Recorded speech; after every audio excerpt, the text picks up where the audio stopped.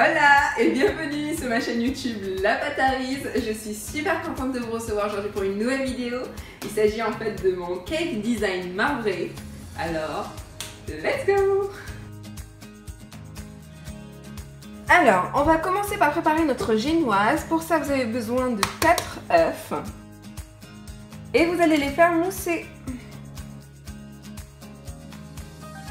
Et voilà, votre mélange est mousseux et on va incorporer petit à petit 100 g de sucre. Voilà, donc quand on a un filet comme ça qui retombe et qui en fait laisse des traces à la surface de votre génoise, c'est que la préparation est prête. Avant d'incorporer 100 g de farine, vous n'oubliez pas en fait de préchauffer votre four à 180 degrés. Donc à l'aide d'une maryse, on va tout simplement incorporer la farine. Alors c'est facultatif, moi je vais rajouter 20 g de poudre de noisettes, mais bien sûr ce n'est pas obligatoire, vous pouvez mettre de la vanille ou ne rien mettre du tout. Voilà, c'est prêt. On va préparer maintenant le moule. Alors moi j'ai pris un moule de 15 cm de diamètre et de 10 cm de hauteur. Pour graisser mon moule, je vais tout simplement utiliser en fait un spray à graisse. Mais bien évidemment si vous n'avez pas ça, vous pouvez utiliser le beurre. Et maintenant, on enfourne.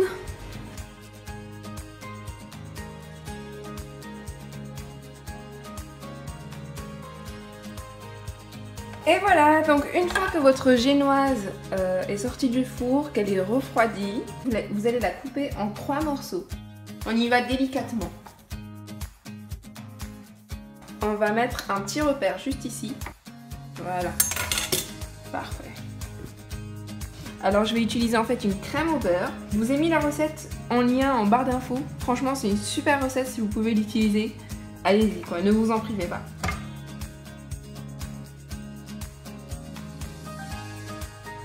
On va déposer un petit peu de crème au beurre dessus. Et on va prendre la base du gâteau, on va mettre en plein milieu.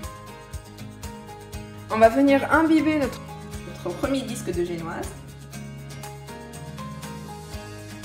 Vous pouvez mettre d'autres goûts, pas forcément des fraises, par exemple des framboises ou des myrtilles, ce que vous voulez. Vous allez venir et déposer votre deuxième disque de génoise en fonction du repère qui a déjà été réalisé auparavant. Donc j'en profite en fait, l'ensemble des ingrédients que j'ai utilisés, vous les trouverez en barre d'infos, donc si vous n'avez pas eu le temps de prendre des notes ou quoi, no stress, tout est en barre d'infos, tout est noté.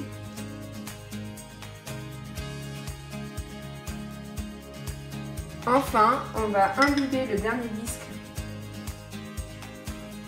Il faut que notre gâteau soit bien droit. Et maintenant, on va recouvrir tout notre gâteau.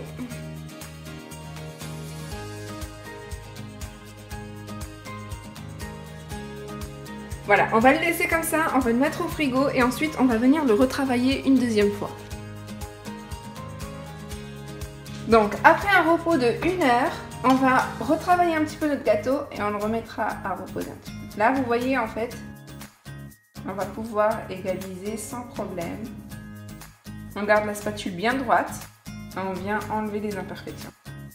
Donc vous voyez, là il y a des trous, là on voit un petit peu, enfin c'est pas bien grave, mais là il y a des petits trous. On va essayer de combler tout ça.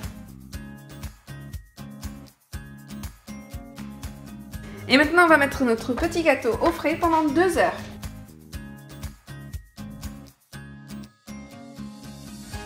Donc, pendant que notre gâteau est en train de refroidir, nous allons préparer notre petite vague en chocolat qui viendra au-dessus du gâteau. Donc, on prend environ 100 g de chocolat.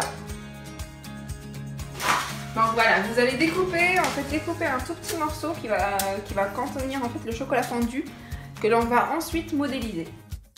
Si on veut marquer un peu notre chocolat, on va venir froisser en fait notre papier cuisson. Donc voilà, mon chocolat est bien fondu. On va maintenant l'étaler sur notre papier sulfurisé.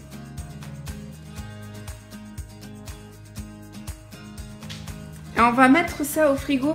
J'ai réalisé en fait des petites meringues. La recette vous la trouverez en barre d'infos, je vous l'ai mis. Donc ces petites meringues vont venir décorer notre gâteau en haut. Et moi je vais en fait tout simplement rajouter une petite déco en argenté.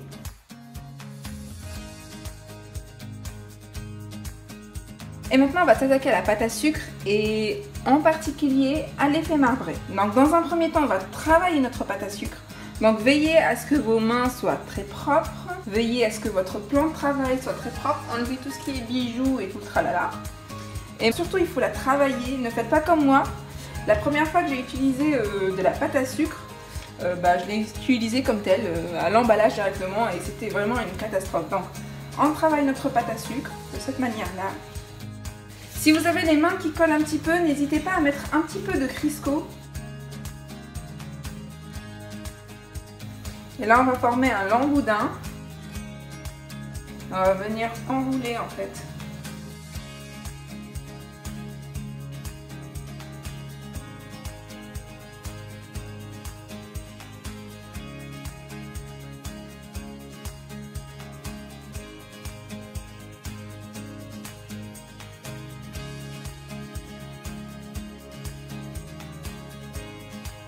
Une fois que vous avez bien étalé votre pâte à sucre, vous allez faire de cette manière-là jusqu'ici.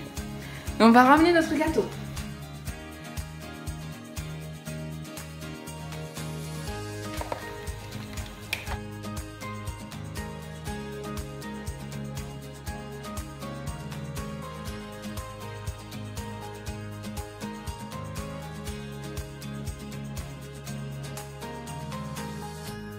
Voilà, maintenant on va décorer notre petit gâteau.